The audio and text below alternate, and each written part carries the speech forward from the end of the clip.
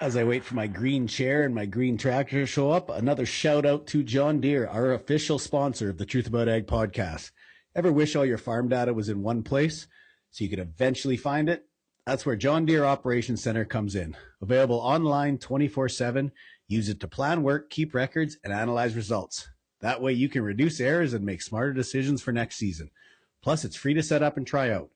See why thousands of farmers already trust it on their operations at johndeere.ca/precisionag.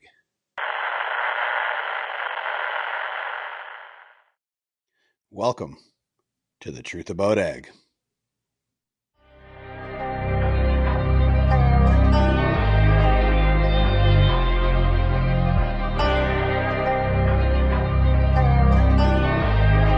Welcome back to the Truth About Ag podcast, supported by the Hebert Group of Companies and distributed through Real Agriculture Media Network. Remember to like, share, comment, and subscribe wherever you listen to your podcasts.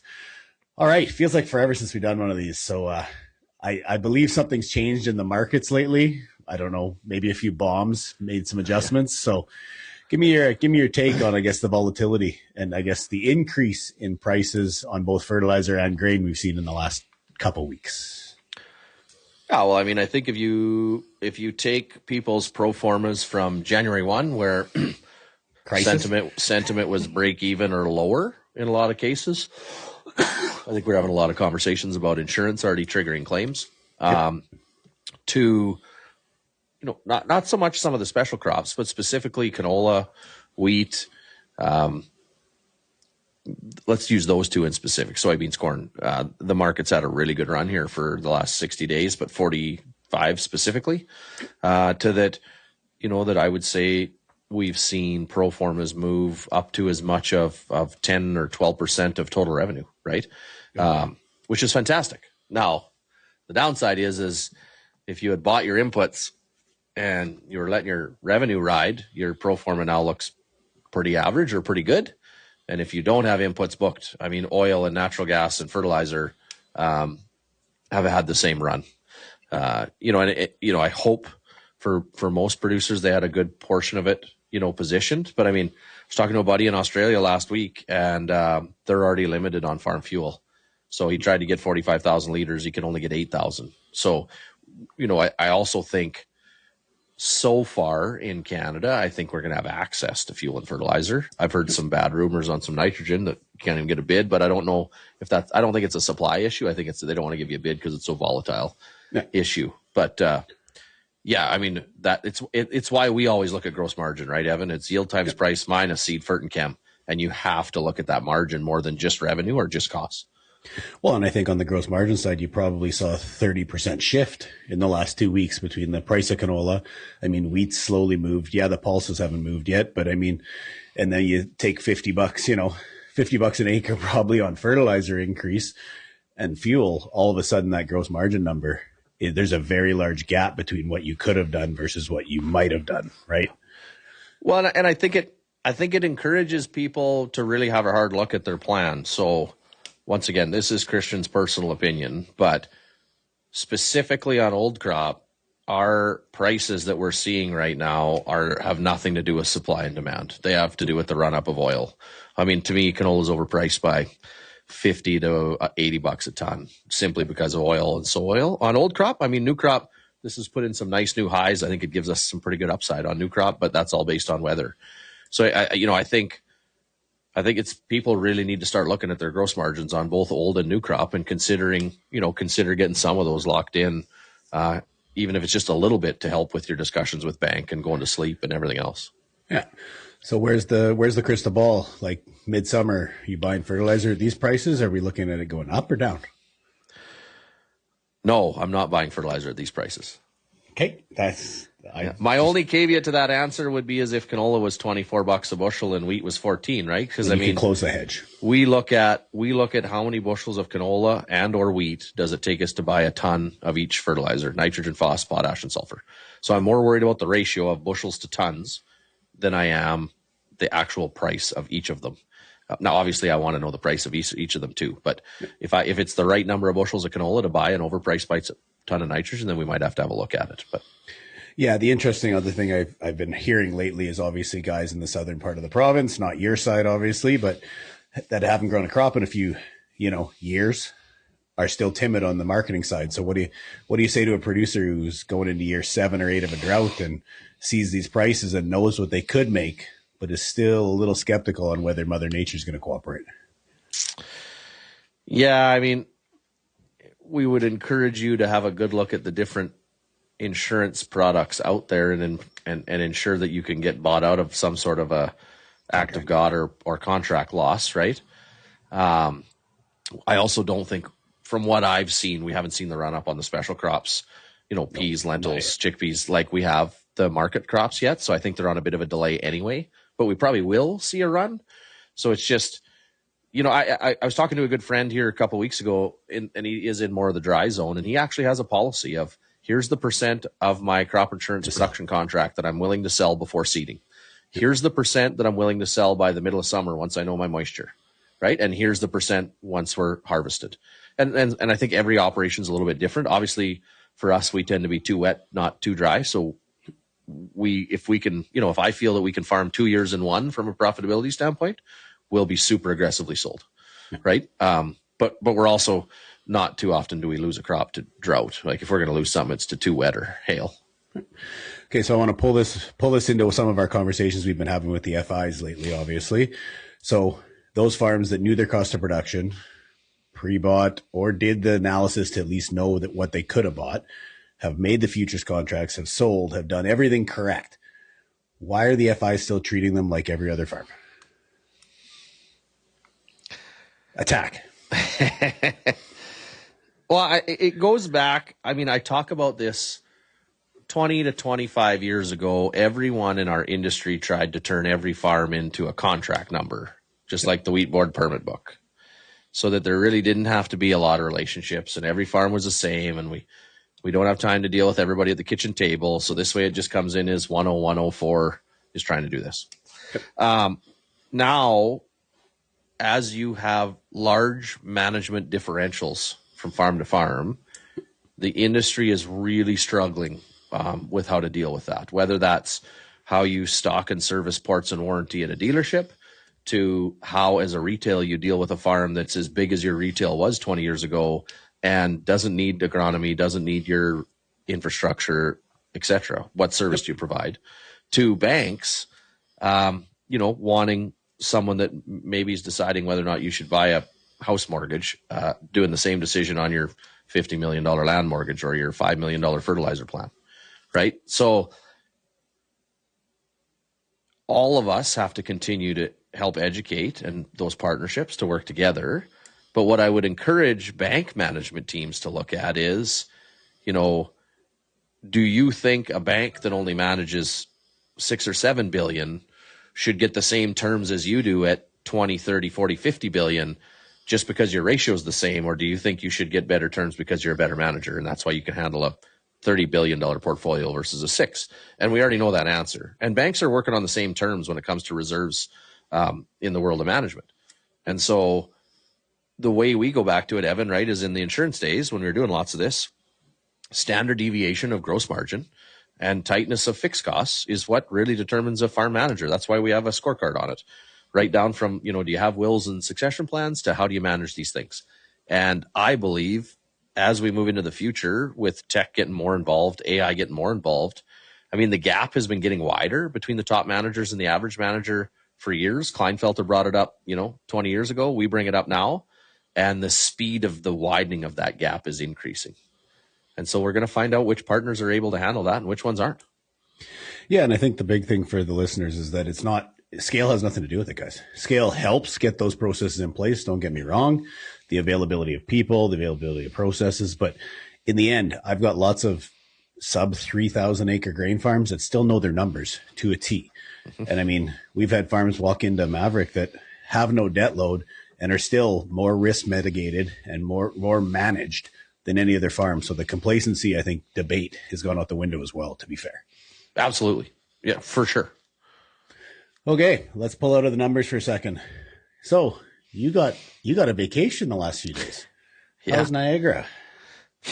Yeah, we were out there for some meetings with BSF's management team and some other farms. You know, it was good. You meet lots of other operations doing interesting things. Actually didn't understand the Niagara wine industry quite as much, and met a couple farms there doing that. So at 150,000 an acre and 375 an acre in order to replant. And you're kind of relying on a ridge in Lake Ontario to manage your weather for you. So that was pretty interesting. But yeah, BSF's management team was there, as well as their North American CEO. So lots of good questions around where technology's taken us. You know, how are generics going to fit in? How is the pricing on label stuff going to work? You know, what are progressive farms looking for? What's the industry looking for? We had a guest presentation by Gary Marr, the previous he was the finance minister for Ralph Klein and held a number of spots. Super interesting on. He's had some really good meetings with Hoekstra, the ambassador to Canada from the US. So I don't want to spoil it, because I'm pretty sure we're going to have him on the podcast in a couple of months, but he's got some pretty good examples of how Trump runs his presidency like a pro wrestling career. And so we'll talk about that in the future. But, you know, it's always good to get in a room of people that are thinking optimistically about the future, and whether that be about their succession plan or what's going on in their operation or partnerships. Yeah, it's usually a breath of fresh air. So I know you took Teresa with you, but in the end, did you go as a consultant or a farmer to this one? Yeah, no, I actually didn't talk too much. I was, it was, like I said, lots of good operations. They did a thing on Speed of Trust, the Stephen Covey book. They brought in a consultant on that. It was really good, actually. And, I had lots of good conversations with all the farms kind of on the side, you know, some really good comments on the podcast. And I always find it when they bring up certain things, like I had a good conversation on the discussion we had the other day on how I think there's opportunities on equipment on the lot for short-term leases. And, you know, my head was going more on how that could be a win-win with the dealership, help debt service on the farm by pulling the debt off, resets it for the dealership. And this person was like, yeah, but what if I use my expedited depreciation because I've got lots of my capital pool, but I got a tax problem. Then I flip that 2 years later to a short-term lease and I get more depreciation.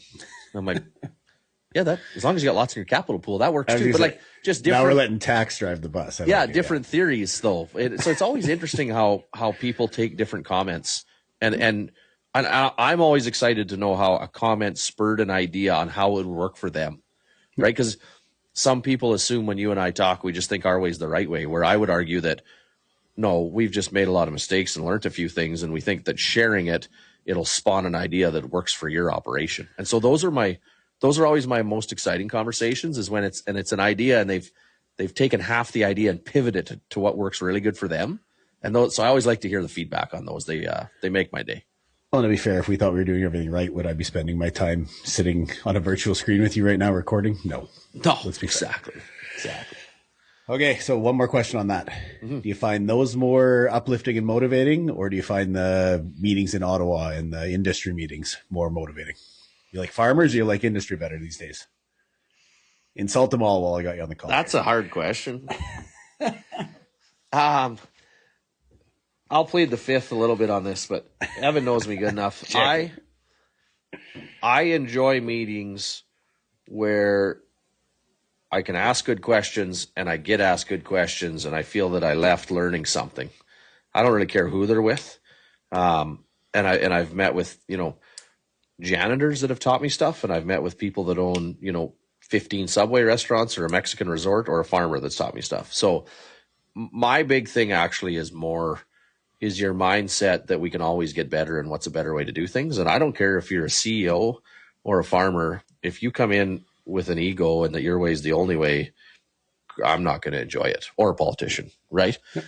Where if we can kind of meet in the middle on ideas, that part is exciting. The good one about this one was, you know, there was some operations there that are doing some cool stuff that isn't just farming, like some of the not-for-profit ideas and some of the succession ideas and some of the stuff, you know, that we had good discussions around bringing in a non-farm CEO or COO or CFO.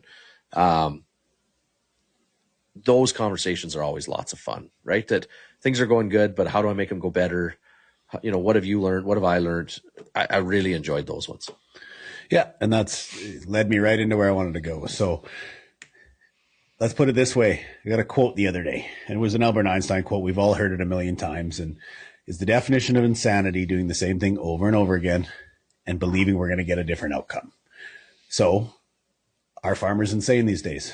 Are we doing the same thing year over year, letting government, letting markets, letting everything dictated and assuming all of a sudden we're going to change the profitability on farms? Yeah, you're just talking about just sheer kind of acre expansion if you're grain farming or head expansion if you're in cattle. 100%, because that's, like you said, you're talking different things in these meetings. I want to know, are the normal farms sitting there just trying to put a square peg into a round hole every year? Yep. Yeah, so I mean, I've always had the opinion if you're not growing, you're dying. Inflation's 3%, so if you're not doing something, you're actually going backwards on your equity. Now, that growth can be in acres, that growth can be in revenue, that growth can be in land equity. There's lots of different ways to get it. Now, I also kind of have this opinion now that I think we need a fairly significant number. I don't know if it's 100 or 500 operations across the country to work their way to 100 million in revenue. And this kind of came out of some meetings a while back. And my reason for that is, and I respect all these big companies we deal with, but the fact of the matter is in agriculture in Canada, we deal with a lot of oligopolies.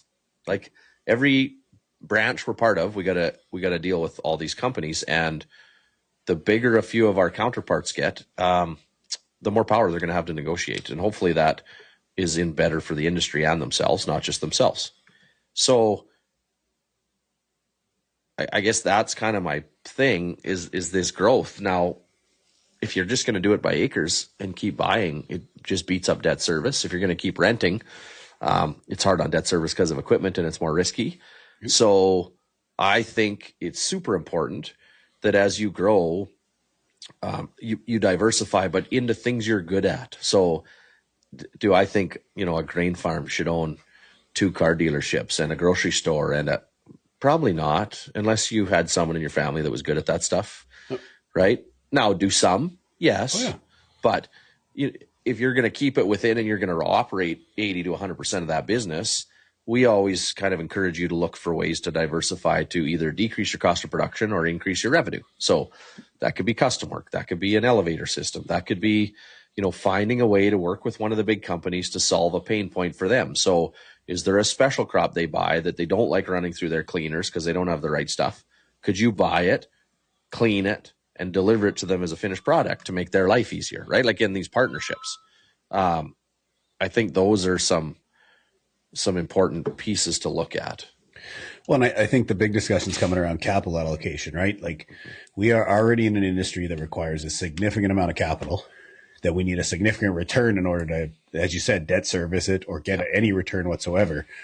All of a sudden the discussions are what can we invest in that's not going to require loads of debt? So no different than Maverick or Farmer Coach. I mean, a few laptops and some high labor costs and we've created the consulting firm. There was no draw on loans. I mean, there is no lending within Maverick right now.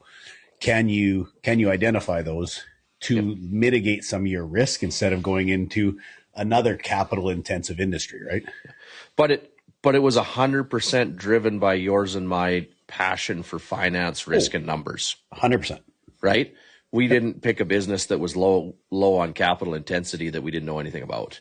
No. Not only, did we have a pretty good background in it, it makes us excited working on it. Yeah. Right? Well, so I think that's the key part. And there's synergies between, the data itself. I learn more from the guys at Farmer Coach than I probably bring more back to the farm than I take to them, to be honest. Yeah. And I'm very transparent with them. I said, you guys are taking notes, so am I. They're in my head. I might not be taking them on paper, but to be fair, that it's more of a sharing of ideas than it is just a straight mediation, right? 100%. But that's the whole point of being a coach, right? Good hockey coaches, good football coaches don't know everything. They pick and choose pieces from every single player to make every player better, right? No, exactly. Didn't Belichick just pick Brady? I thought that was that easy. Yeah. They're good at picking young girlfriends. Okay, before I move any further, I got one thing to say. Yeah. Ovechkin is about to pass Gretzky on total goals. And then we can all stop fighting. He's the greatest goal scorer of all time. And I'll move on from there. Jeez, if he keeps going at it, we might be able to say he's the heaviest goal scorer of all time, too. Hey, another 30-goal season, 20 in a row, baby. Okay, let's move on. We have Arlene Dickinson on the podcast next, and I'm excited to let everyone hear this one. It was a good one. Someone way outside the box of anybody I thought we'd ever interview, to be fair. So I hope those listening enjoy. And remember, like, share, comment, subscribe, and leave us some comments, good or bad. I'm getting bored. There's nothing coming out on this. And that's the truth about ag. Before we get to our guest here on The Truth About Ag, another quick shout out for John Deere. Ever wish all your farm data was in one place? That's John Deere Operations Center. Plan work, keep records, analyze results, all online. Free to set up. See why thousands of farmers trust it at johndeere.ca/precisionag. Okay, welcome back. This one's an interesting one for us, Heebs, because I'm going to be open with you. Before about a month ago, Arlene, and I call this ignorant Saskatchewan boy, but I didn't even realize how involved in agriculture you actually were. So we have Arlene Dickinson on today, and my biggest one is give me the history and I guess how, not only from your past, and we know some of the grit and stuff that you went through and now the companies you own, and obviously everybody here is going to know you from Dragon's Den, but give us that precursor and then how you got involved in the agriculture sector, to be fair. Yeah, I mean, I think they're all kind of connected. We were immigrants to Canada, so I came here when I was about 3 years old from South Africa, and we came to the country like most immigrants without really any money to our name at all, and had to kind of figure out how to survive. And one of the things that I went through as a child and growing up was food insecurity. We didn't have the ability to just go to the grocery store whenever we wanted to go to the grocery store. And so I really grew up understanding what it was like to go to school hungry and what it was like to wonder when you could go to get the groceries again. And it wasn't like just a given that you go to the grocery store whenever you needed food. It was you go to the grocery store when you could afford to go to the grocery store, which wasn't frequently. So growing up that way was actually... It taught me, how to cook. I mean, I try to look at the positives of things, like it taught me how to make something out of nothing, like give me 2 pieces of bread and some butter and sugar. I'll make a sandwich. Probably not that healthy, but I can make one. But I learned how to, be frugal in my cooking and my baking and how to make things from nothing. And then later on when I got married, we again were very broke. And so had to grow our own food. So I was, big into gardening and canning and freezing and doing all of those things because that was how we survived. I made bread every night. We couldn't afford to go and buy bread, even though back then it was 10 loaves for $1. Now, yeah, hard to believe, right? When it went on sale. But now, even then we couldn't afford it. So I would bake bread and buns every night, literally. And so it was something just into my adulthood that I really recognized the importance of food and the value of food. And then after that, it was really the show that, so that was my, background, which was not always having access to good food and food at all. And then, when I went on the show, after I'd had some success in life and business, I started to see all these food companies come on that were great companies, and everybody was saying, oh, they're never going to make it. They're going to get squashed by the big packaged goods companies and they'll never survive. And I just didn't buy into that because I kept thinking, this doesn't make sense. Canada is such a large agricultural nation. We have so many good ingredients. 20% of the world's water is here. We grow fresh, good produce. We grow, canola and grains and cereals and you name it. And why aren't we creating that last mile of value and commercialization, which is what we would see? We would see people coming on with finished products. And so I thought there's got to be a fund out there that invests in the food space, because I don't believe that these companies aren't going to survive and they're not going to make it just simply because they're not big. And I couldn't find one. And I thought, well, that's crazy. Like, what are we talking about? They're like, we should be exporting all these, these goods from here because we can make a lot of money as a country. And so then I decided to start a fund only because I couldn't find one. So I decided to go and raise capital and invest in the space. And since then, we managed about $170 million, and we invest in the ag and food and health and wellness CPG space. And it's just been a real front row seat to what's going on in the agri-food sector and the health sector in Canada. So I guess for me, Heaves, and don't get me wrong, she went from not eating to right into the bit creating a fund. So I want to at least pull you back a little bit. Give me some of the story. I mean, I know you started at Venture Communications at 31. How, like, as from the entrepreneur side, before we pull you down into agriculture, how did you approach that, and how did you grow to get to where you are today? Because I mean, that's where I want to take some of it, is just how did you build that empire? To be fair.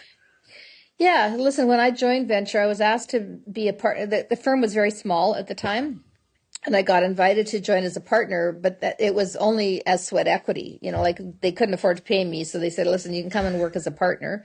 And at that time, I really had no choice. I'd been fired from my job at the TV station. I didn't have a job. I had 4 little kids that I had joint custody of with my ex-husband, and I didn't know how I was going to pay the bills. And so this was a door that opened, and it was literally, okay, I'm going to walk through that door. And so I walked through that door because I was actually decent at marketing, and having worked in the television business for a couple of years and in the PR business for a couple of years in very low level jobs, I started to recognize that I was good at marketing because I was very good at listening. And I was very good at listening because I'd grown up in a very dysfunctional family. And so I became that quiet kid that listened to the debates that were going on. And as a result of that and being very absorbed in reading, I read a lot. Like I would read 3 books a week all the time. And so I was a reader. I was a quiet kid. I was an observer. I loved pop culture. I was very insecure and shy, but I really enjoyed the world around me. And I got an escape through books. And so all of that kind of led to me being a good marketer, because I think I just found something that I understood. I understood people. I understood, people's dreams and people's aspirations, which is really what entrepreneurialism is all about. And I jumped into joining Venture as a partner. Didn't get paid, used my credit cards, used my debt, everything I could to survive for the first couple of years. It was pretty bad. We did everything that, on the show, we always say to people, oh my God, you use your credit cards and you mortgage your home, and we did all of those things. Or it was like, you didn't know if your checks were going to make it. Like, it was bad. It was really bad. But again, that taught me a perseverance and a scrappiness and a understanding of what it's like to build a business. And then after a few years of success, we were running a company. It wasn't a big company, but it was like 20, 25 people. And my partners were they were older than me, and they were always fighting.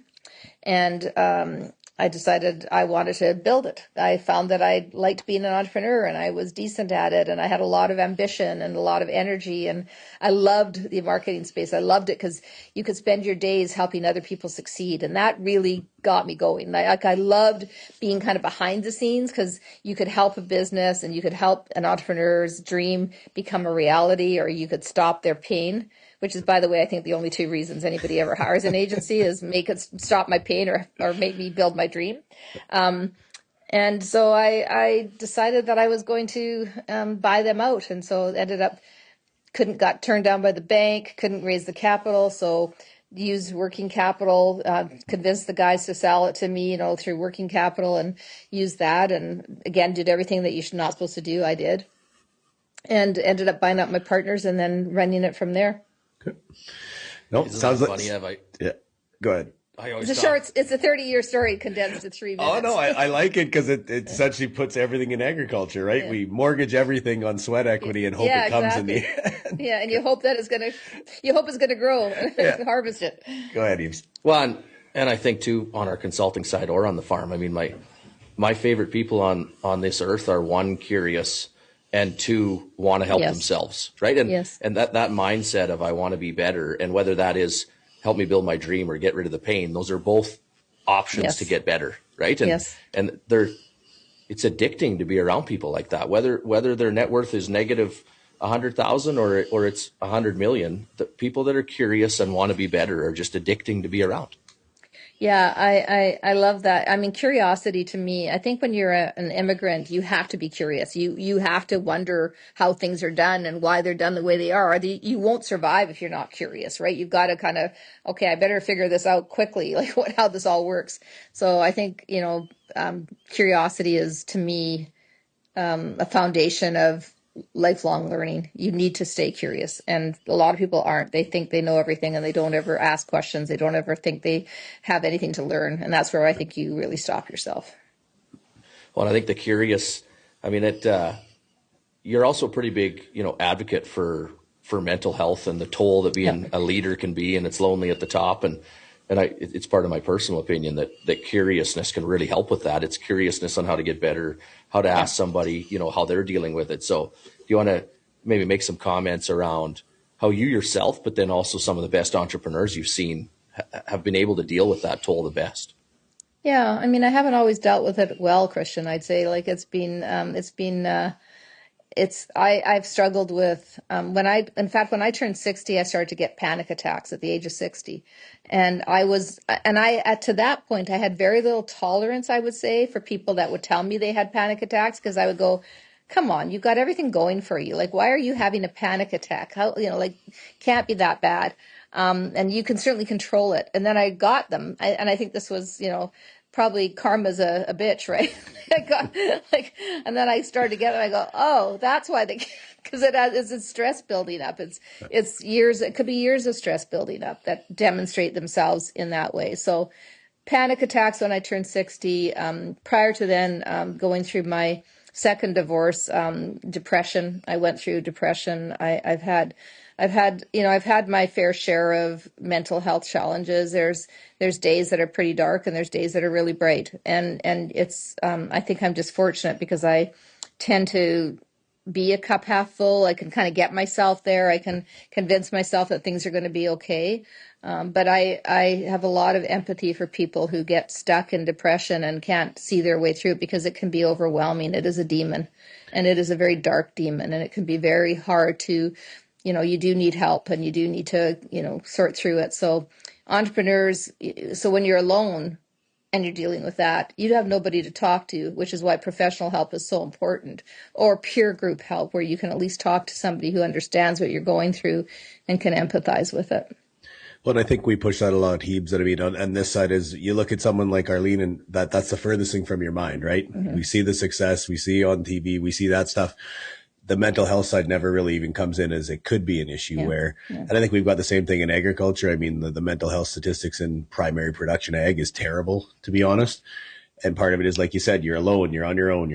Most of our guys are entrepreneurs, whether they see themselves as that or not. They build businesses, right? Yeah. So it ties very similar, right? Yeah. And you think about farmers and you think about producers and again, a lot of time alone out in the field, on the tractor, on the combine, doing what you need to do in the field, like early from the morning till late at night, figuring out whether or not, God's going to send you rain that day, or whether you're going to have, like enough, the growing conditions are going to be right. Like, there's a lot of pressure that I think the average Canadian doesn't really consider when they go to the store, they get their food. They just think it was easy. They don't understand that wheat had to survive a lot of challenges to get to the mill, to get made into flour that they could then buy. And I think the connection between us and the earth and our food supply is so important. And we need to do a better job of helping people understand how fragile it is, but also in Canada, how sturdy it is. And that's because the farmer is both fragile and sturdy. And it's interesting. I mean, I always say that fierce independence is one of the biggest or best qualities of entrepreneurs and farmers, but it's also their biggest pitfall, because they feel that they can't talk to anybody and that they got to fix it themselves, right? And whether that's a farmer or an entrepreneur, they're both bad for it, because they're problem solvers. And so when they have their own problem, they spend their whole life letting everybody come to them, and they don't have that person to go to. So we always kind of encourage, friends and clients, etc. Like make sure you've got 4 or 5 people on your list. That I always watch that one Simon Sinek video. I think he calls it 7 minutes, where him and his friend text each other. And if they text 7 minutes, that means I just need 7 minutes of your time to realize the glass is half full. And who are those people? We don't do that early enough in our life to figure out who are your glass half full people. Yeah, well, I mean, I lived in a rural town for a long time when I was raising my kids, and worked with farm associations and farmers in a fairly major way, and I never met a farmer who was really good at asking for help. They were really good at offering it, though. They were really good at supporting their neighbors and their, like if somebody's, equipment was down or somebody needed something, you guys are there, like you're there. But, you're the last people to say, hey, I need help, like myself, right? Yeah, no, I agree. I think I agree with you completely on the consumer and food security, and that as the security conversations increase in the world, period, like not only is it obviously a little bit nervous for everybody, but it's a huge opportunity for Canada in Canadian food security, but in global food security. So I guess I would ask you, what are your ideas on how we do a better job of bridging the gap, one, between the consumer and the farmer and understanding the importance and what gets done?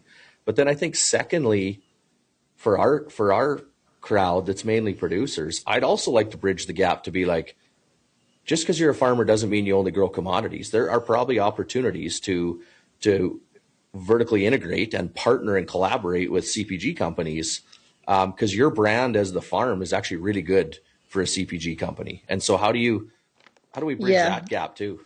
I mean, honestly, I didn't do this on purpose, but like this is a company I invested in, and its name is Three Farmers, and it's got the farm and the tractor, and it talks, and it's got the farmer story on the back. I mean, there is, yes, buy this. But it's a great product. But it did come from farmers who looked at their second generation daughters and said, why don't you do something with, the commodities that we're growing? And they did, and they've been very successful at it. And I think integrated operations where you go from farm to product, there's so much opportunity, And I think, I'm guessing that farmers aren't that risk friendly for the most part, which is kind of odd because every day you're taking a risk with your crops or your animals or your, whatever it is you're growing. But the risk to me is in not doing it, as a farmer, especially in today's world where margins are squeezed, you're making that commodity price instead of the value added price that you could be getting, the margins going elsewhere to the distributors, to the mills, to the processors, to there's so many hands in the jar to get it to a product that can actually get on shelf, that I think farmers should, as a community, should be taking much more advantage of creating production right in their backyards. Well, it's funny, Heaps, because like we said, the risk thing scares a lot of farms away from making that jump, but they are essentially, we call them gamblers every day, right? Every day. The big thing for me is when we start talking that way of the value add and stuff, and we do have some farms that are moving into those value add spaces, to get capital and the type of private investment, obviously, that you're involved in and stuff like that, it takes a pitch, or it takes that sales of what it looks like. So from an agriculture perspective, and I'm a producer and I'm coming to you with a product, what are you looking for from farms when they try to get into those spaces, I guess? Certainly we're looking for people who have, there's something about their product that is unique, that is, the market is looking for. I mean, you're looking for product market fit. You want to make sure that what's being produced is something the market's actually cares about and wants, and you're looking for the right unit economics. Can you make money at this by the time you produce it? But I'd say beyond that, you're looking for people who know what they don't know and people who are confident with what they do know. And I'd say in the case of farmers, where you're very confident in growing the product or raising the animals or milking the cows or whatever it is that you're doing, there's a confidence in that, but they would need to, I would say, probably need to partner with somebody or look inside of their generational wealth that they have. And I've been literally their generational wealth, which is their family, not their generational wealth, which is their capital, and see if in their family there's somebody who wants to work with them. We're working right now with a group that is a very, very old organization. They've been working on the farm for a long time, and their next generation is innovating and finding new ways to find products. So I say we are looking for that. We're looking for people who recognize what they don't know and know how to surround themselves with people who are going to bring value, just like they're going to add value. Well, I think that's the problem in agriculture. Is that they are risk takers at what they're comfortable with, which is growing crops and raising animals, and the whatever insurances are there to cover that. What What they're not super good at is this fierce independence and the theory of partnerships and collaboration and unique ways to access capital. I mean, it's not taught in agriculture. To be honest, it's not even taught in our society, right? If you're a T4 person, you borrow money for your house, you borrow money for your car, and you save money and then you retire. And if you're in agriculture, you borrow money to buy land and you borrow money to buy equipment and you run a little bit of operating credit. But this theory of, hey, I have the commodity and there's someone with a really good amount of knowledge to make this into a commercial good, I should partner with them in a 50-50 joint venture. I've got some capital in the raw product. They've got the marketing and the know-how on how to do it, and we could have a great brand. It's a struggle in agriculture to open minds to partnerships, number one, and unique forms of capital, number two. Yeah, well, I mean, I would say to anybody listening, listen, FCC does an incredible job of supporting the agriculture, agri-food, agri-tech community. I mean, they really, I have nothing but time for the management team there. The senior, from Justine on down, and I could name, Doug, Darren, I can go down the list. There's so many really seasoned professionals who have not just the mandate to support the community, but the heart and the desire to support the community and are willing to push the agenda. So I would say FCC is a wonderful partner. EDC, when you want to export your product, another wonderful partner to help you export your product around the world through trade commission offices and through what they can do with their own resources and their own capital. Then you've got Protein Industries Canada, which is in Saskatchewan, which is doing a great job in terms of helping, you think about the protein that's in chickpeas and lentils and fava beans and, go down that list and say, what can we make with these products? So you've got Protein Industry Canada, which is also there to help fund and support. You've got organizations like my accelerator program, which is a not-for-profit that has helped, close to 300 businesses to go from idea to, execution. And so there are reasons, and then I would add to that the universities, University of Guelph and others that have huge R&D departments and innovation labs that you can go and say, I have this raw good, what can I make with it? And they will work with you and they will help you figure out what is possible. So you do need to look, there is a very ready ecosystem. It isn't really well coordinated yet because people haven't really tapped into it the way they should. But I think that's changing real time right now because of the need in the world for what we have. Well, it's funny because like I said, we always go straight to capital, right? Whether it's the banking industry, whether it's the private investment industry. I've never heard it put from that direction of the educational, the using universities for R&D and stuff. I've never seen that side of the discussion when it comes to value add, to be fair. Yeah. I mean, there's Leduc, there's a facility in Leduc that does, there is lots of support out there. You just have to kind of look around and try and get it. And then there's funds like mine that, with venture capital and other funds that invest in the space. There is capital available, but there isn't enough growth capital available. So when you get to a certain size, Canada could do a better job of having growth capital. So we're a bit jaded, right, Shout? I mean, I spent a fair bit of time kind of doing consulting to ag tech startups in San Fran when it was doing the big boom and got to meet and visit with a whole bunch of smart people. I mean, I tell the story all the time that Mark Andreessen grew up on a dairy farm in Wisconsin, made Netscape in his dorm room, and actually quite loves agriculture and food. It's just not a lot of the opportunities necessarily get to, whether it be your fund or his fund. They maybe don't think big enough, right? And we've raised money for Emertech in Saskatchewan, and it's raising number 2. And I agree with you. I think part of it is the innovation and the drive to go meet with the funds when you have a startup product.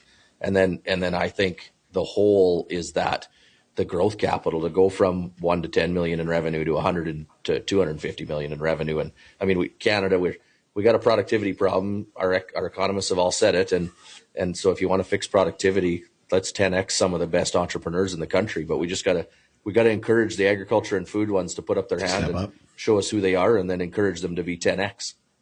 Yeah, I think you can go from 1 to 10 relatively. I think, you can find the resources and the opportunity. It's getting, like you just said, like from 10 to 50 and 50 to 100 in ags is really difficult. It's not because there's no market. It's because there's just not enough capital. So it's changing. As I said, I'm hopeful about the future for agri-food and agri-tech and agriculture in Canada.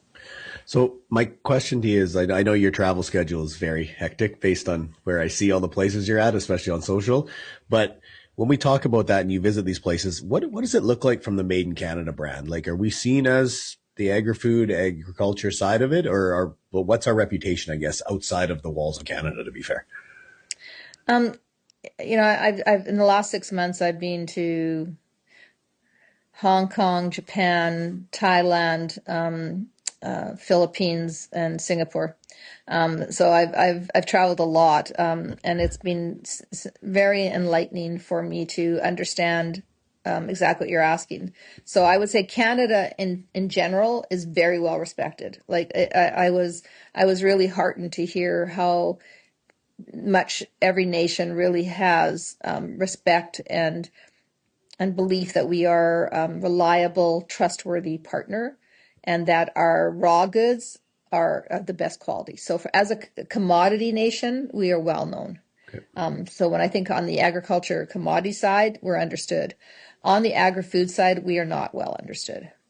And there's so much opportunity again there to position the things that we produce in these nations, which have billions of consumers in them, to talk about the fact that things are produced, grown, processed, and manufactured in Canada. So we need to do a better job of grown here, made here, and helping people understand that a Canadian product is as good, if not, as the raw goods that went into it. So there's some work to do there still. What do you see as some of the biggest opportunities? So same thing, traveled not so much in this last year too, but a couple years ago, spent some time in the UAE at the COP conference talking to a bunch of companies there about agriculture. And the one thing I always try to figure out is what do each country want? So sometimes we just assume, hey, all our wheat should get processed just like our canola, because canola is the wonder child of Canada, of what we do with the oil and meal. But I think sometimes we maybe don't spend enough time talking to all the other countries who are the check writers, the buyers, to say, like, what are the value added products you guys want the most, and invest in what your consumer and your check writer wants. Yeah. On the commodity side, I think we're doing a better job of matching what the need is to the supply we have. But just like any product, it is a supply demand question. And I hear it a lot here. People will say Asia, like Asia's all one thing. Well, Asia's not all one thing. Each of these nations that I've mentioned previously are very, very different. They are made up of different cultures, different taste preferences, different warehouse and distribution capabilities. So you really do need to research the market. But that's true if you want to sell in Texas versus selling in California. I mean, these are very different markets with very different consumers, with very different, taste preferences and et cetera. So you have to understand, what is it I'm selling, and then you need to do the research about what is, who could take this. Instead of saying I'm going to sell to all of Asia, you know what? I have something that Japan will love because it's got these, elements that Japanese people really like to consume. Or this is more of an Thai flavor, so I'm going to go to Thailand. So, and you also have to be willing to take your product and change your flavor profiles to match what the demand is too. Not always, but sometimes. Sometimes they want Canadian. Like in Hong Kong, I think there's 300,000 Canadians living there. That's a lot of people, that would love to buy Canadian product there if they could find one. So I think the other question I have that ties back into the travel and all that is, what do you, like, from an agriculture perspective, primary producer perspective, what are the trends that we should be paying attention to? I mean, you see kind of what these countries are looking at, whether it's the sustainability side or the regenerative or plant-based, like where do you see that pushing the agriculture primary producer industry going forward? Yeah, we have such a propensity in North America to think that everything we're going through is what the rest of the world is going through. And, right, and I mean, here in North America, what is it? It's protein, it's creatine, it's hydration, it's fiber, it's low sugar, like that. And you see that in like every product, it's like calling out its protein level and its fiber levels and et cetera, which in some respects is very true around the globe too. But don't forget, a lot of these countries already are very used to eating plant-based diets. A lot of these cultures are, whether whether they don't think about it the same way. So, they're already getting their protein from different sources, because animal protein isn't as readily available in many of these nations. So, you just have to understand that. But I think the trends truly, whether it's seafood, whether it's animal protein, whether it's plant protein, making sure that we can just feed people with healthy products that are going to keep them sustained and healthy, to the point that they're not putting pressure on the healthcare systems in each of the nations. So, this notion of food as health is really evolving. And, I've been talking to a lot of people lately about this idea that at some point you're going to see prescriptions done for food, because really food is our health. It is going to cure us of so many of the things and the diseases and the challenges we have with our bodies. And so I think this is a growing trend. I'm hearing it more and more, where people are talking about everything I consume has got to be functional. It's got to help my body, because it's going to make me live longer. So longevity is a big deal. Like health is a big deal. Thinking about protein in a different way, in terms of how you're getting your protein and how you can consume your protein.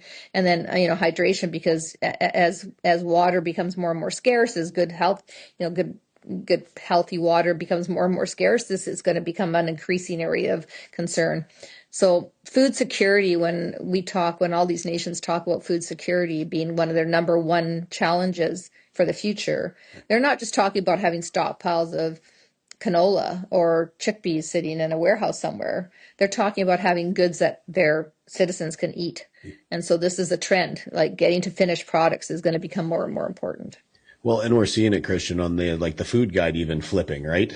Which I don't think many of us expected to just do a full 180, but now we're seeing the protein side take more of the height, right? Right. Well, I think, Arlene said it already, but it's pandemics, etc., aren't that fun to go through, but they do help sometimes align priorities. And so the one thing positive that came out of it was food security, and that how important food is. And are we looking at food correctly for the globe? Because in North America, we're pretty selfish, right? Like, not very often do you go to a grocery store and not have something on the shelf. So I have a view on that, just to be a little contrary to what you're saying. I want it. I think, did we really learn from COVID?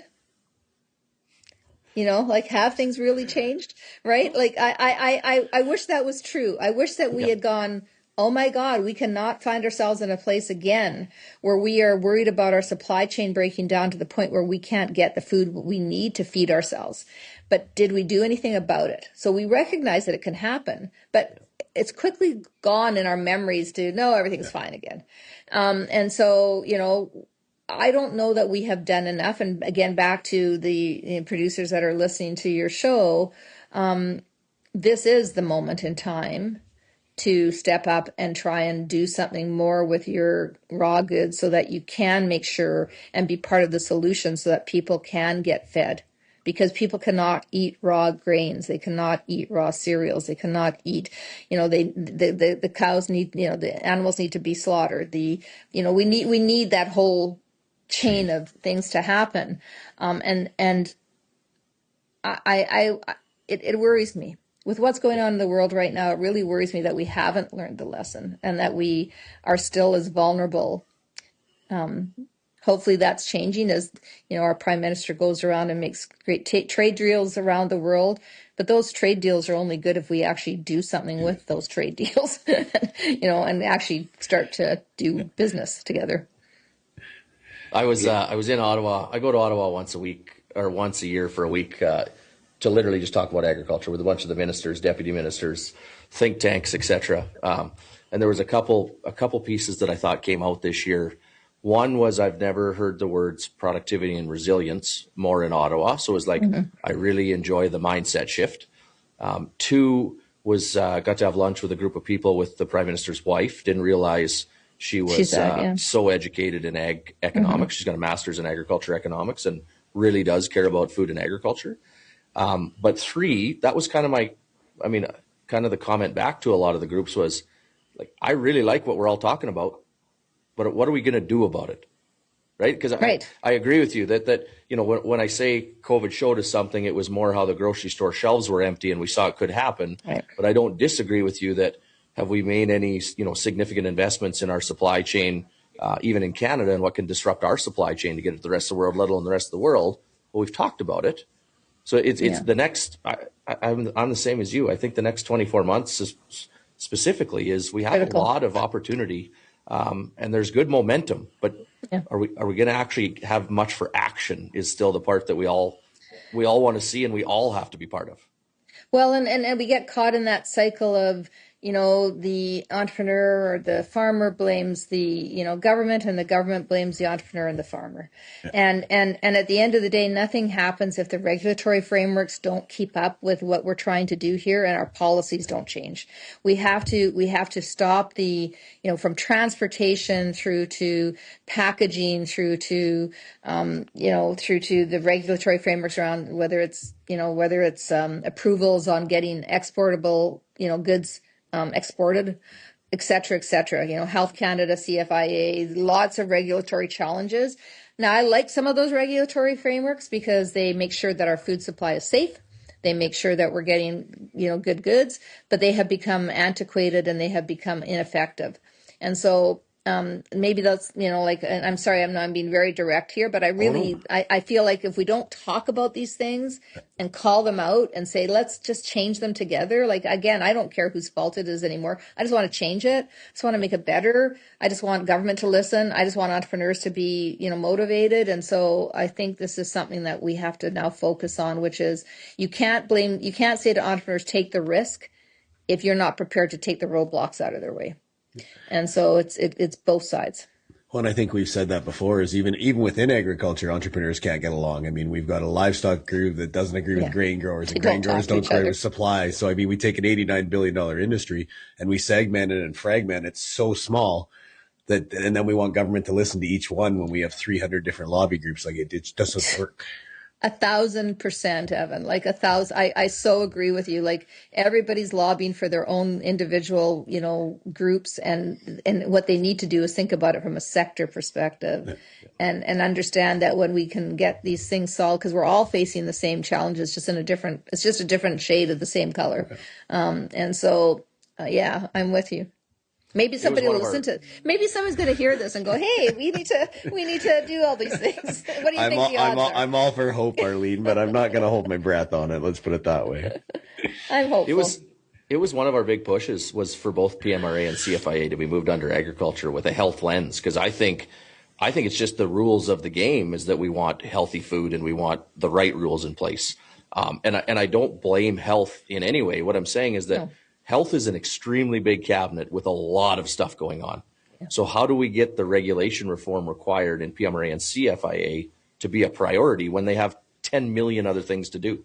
Yeah. Right. So we said to both the deputy health minister and then the ag minister, like, why don't we get these things moved underneath agriculture and actually try some of these sandboxes out where perhaps if a country we trust the science and the regulation in has already approved this, we have a very quick approval system for a trial on a new product or a new consumer good. Why do we have to reinvent the wheel and have it take another 5 years? Like I think, I totally, like pharmaceuticals are very different. I mean, I 100% double check mark. I would stand in line behind you when you said that. And I would be saying what he said is right, because I completely agree. So maybe if enough of us keep saying it, they're going to hear us. It's going to be louder, right? We just got to be the small percent that's loud. Yeah.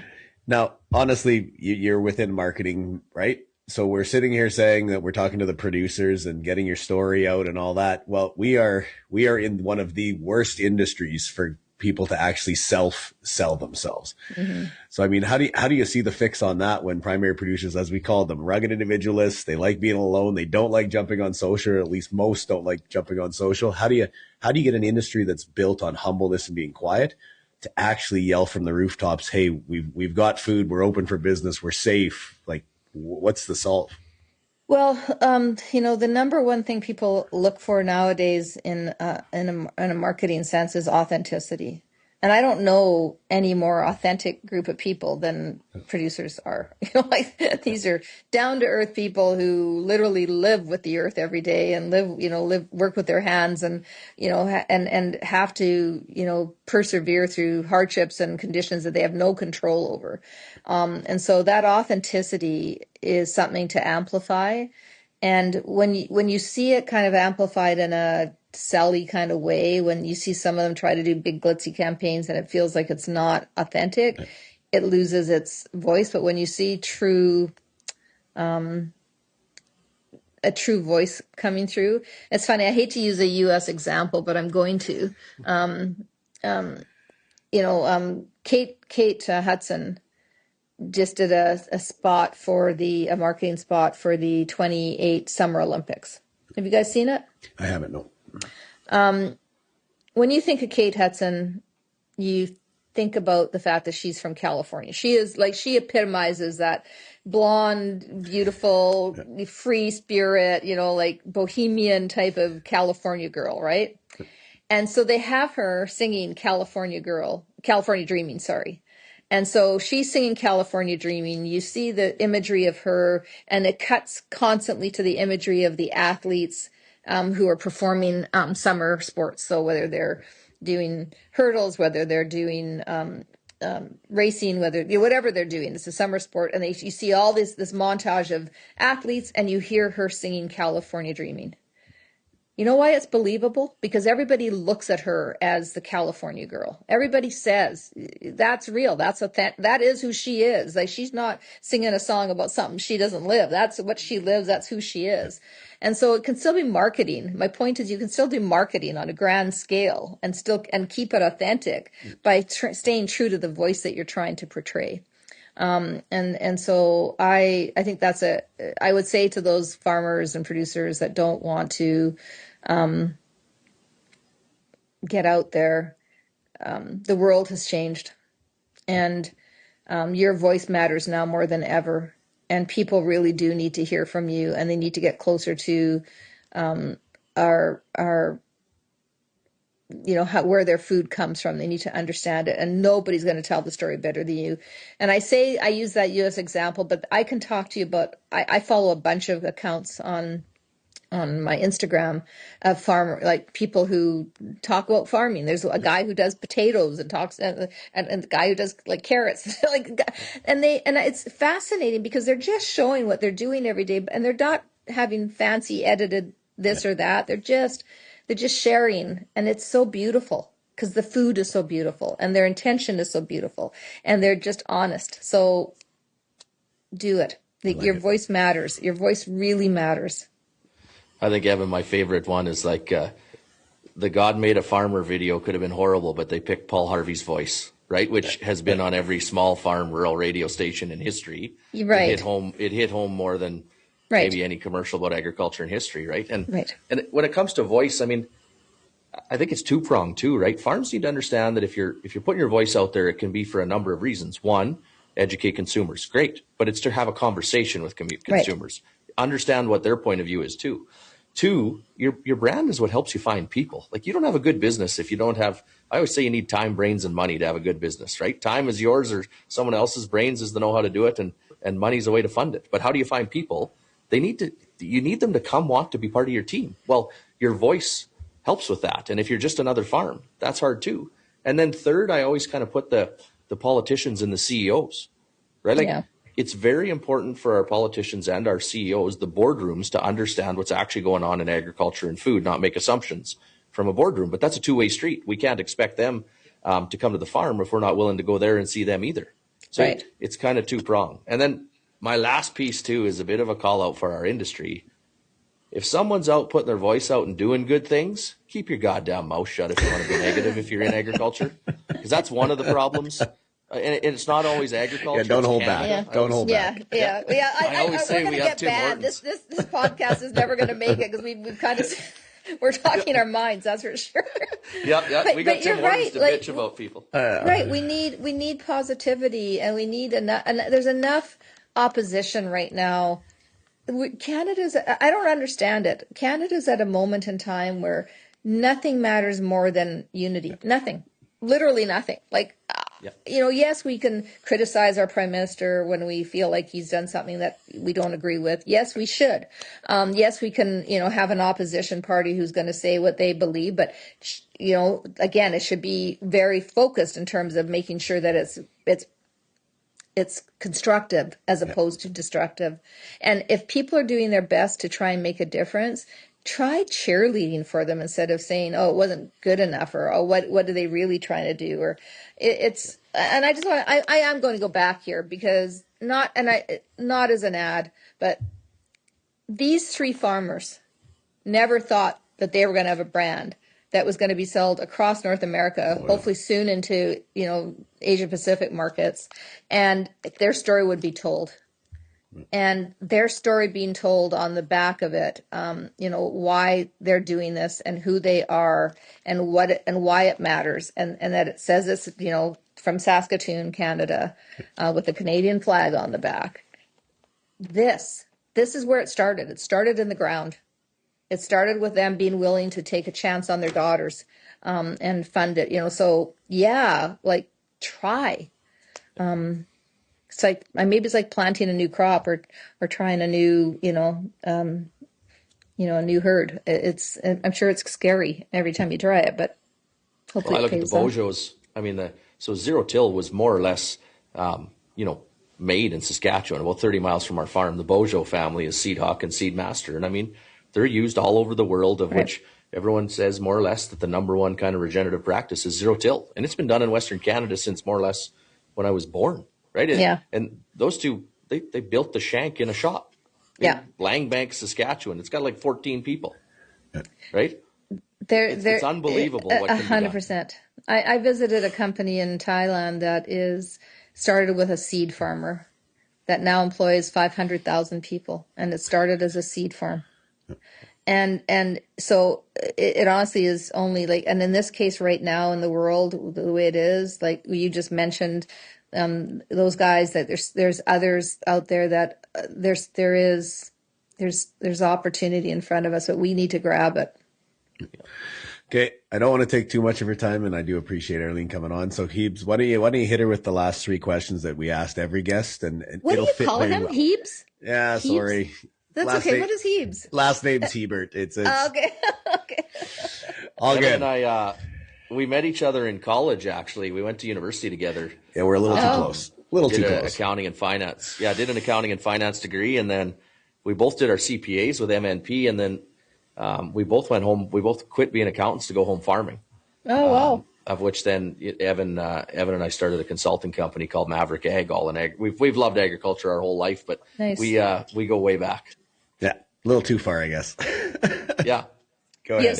You have stories on each other. I have stories. I got stories. Yeah. Our partnership's pretty solid because we know too much about each other to ever split up. Can't leave if we wanted to. That's true. All right, what are the three questions? Last three questions is, I call it Kristjan selfish questions or curious questions because I like to write them down and go learn. But first one is, what's one or two of the best pieces of advice you think you've got from mentors or partners over the years? The first one is not to worry a lot less about what other people think of me, because it's debilitating and it's useless. It doesn't matter. It really just matters what you think about yourself. And the second one would be that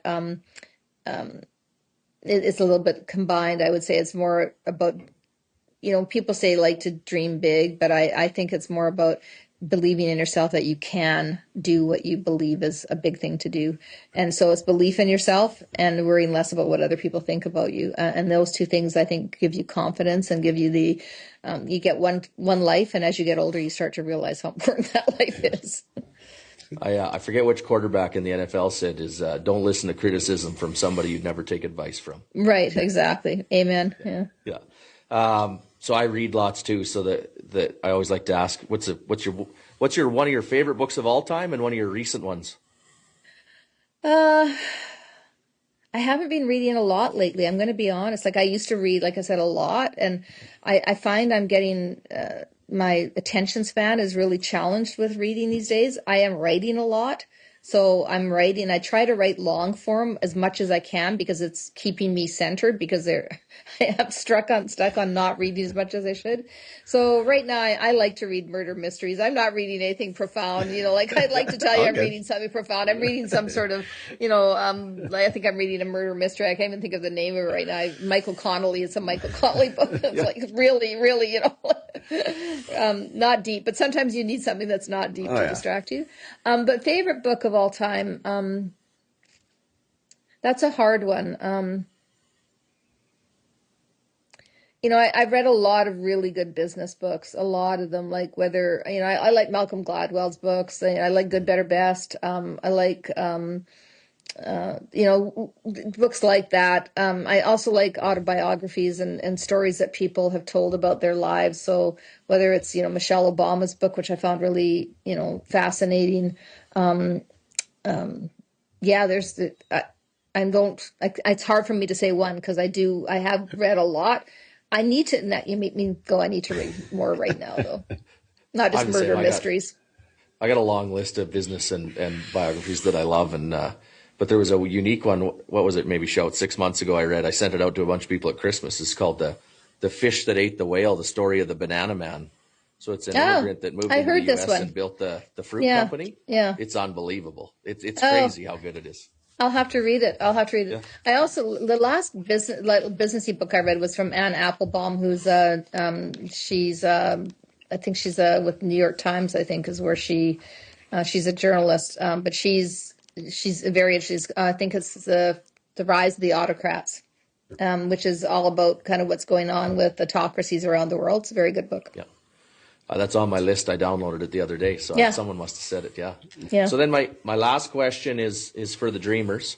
So if you had a magic wand and you could do anything right now to empower agriculture and food to be the best it can be in the future, what would you do? What? I think you stumped her. I like this. I'm trying to. It's hard to think of one thing because I have I'm running through a list. I would invest heavily in manufacturing processing facilities right now so that we can actually get all levels of business working towards a finished product, because a lot of our challenge right now is there just isn't enough facilities to be able to deliver what we need to deliver. But like it's funding, it's manufacturing, it's policy and everything. Regulatory. There's a lot. Just go down the list. It's a loaded question. It's everything I've said. Well, I think, to tie it back for our listeners, what they need to remember is that whether you're just farming or you have a consumer packaged good company, or you're building the next air seeder, or you're someone like Ray Hawk that's flipping lids, to help make safety on rail cars better. When we talk about going from 10 million in revenue to 100, it's because the infrastructure strain gets to be so hard when you want to grow to meet that type of size that your profits just aren't big enough every year to fund the infrastructure investment to hit the growth rate. And so it's really the exact same for a farm. If you expand 50% and the farm you take over had no bins and no equipment and no people, you think of the pain that creates. Well, what if you're in the manufacturing world and you expand 400%? It's the same. Sure, they might not have to buy the land, but it's the same capital requirements when it comes to building and real estate and people and the marketing side of it. And so that infrastructure strain to go from 10 million to 100, it's crazy. And people have to be crazy enough to do it. So we need to have the capital available to empower them, because I'm a big believer that if we could just find the top 10,000 entrepreneurs in Canada, specifically 1,000 or so in agriculture, and convince them all to 10x from 10 million on, we'd have a lot less problems in the country. Yeah, and I think you can convince them to. I think they just need the ability to have people believe in them and this infrastructure to be able to do that. That's a really good analogy back to the farm level. Really good analogy. Well, I appreciate it, Arlene, for being so transparent. I hopefully, like you said, hopefully we didn't scare too many away. But again, we usually have a strictly agriculture on this. And honestly, like I said, I didn't realize how agriculture you were. So I appreciate you going back and telling us the story. And obviously you are passionate about this, which comes across as you speak. So any last remarks before we end this? This isn't a fire drill. Buy Canadian, support Canadian, grow Canadian, do everything you can to take the risk in Canada, keep our money here, keep our resources here, keep our people here. This is a moment in time for Canada to really shine on the world stage, and I think our leadership is taking us there, but we have to believe in it and believe in ourselves, and we have to have confidence that we have what the world needs. This was a line Prime Minister Carney used at the very beginning of his campaigning, which is, we have what the world needs, and it really has stuck with me because it's very true, and we have to believe in it ourselves. So now's the time. It's not a fire drill. The world is a mess, and we're a solution to that mess. Perfectly. Well, and Shout, I think not only is it an opportunity that we have what the world needs, we're also a place where the world wants to go. So let's import great ideas and great people, and let's export finished goods. Love that. Love that. Loved it, guys. Thank you very much. Immigration is not a bad thing. Yeah. No. Thank you very much, both of you. Yeah, we're both going to get all sorts of people telling us. Oh, yeah, this will be good. We always do. Yeah. And that is The Truth About Ag. Thanks for joining us. The Truth About Ag podcast is a proud member of the Hebert Group, which includes Hebert Grain Ventures, Maverick Ag, and Farmer Coach. We appreciate the support. Lastly, please like, comment, share, subscribe, and ring the bell. And if you have questions for a future podcast, please leave in the comments below. Thanks for listening.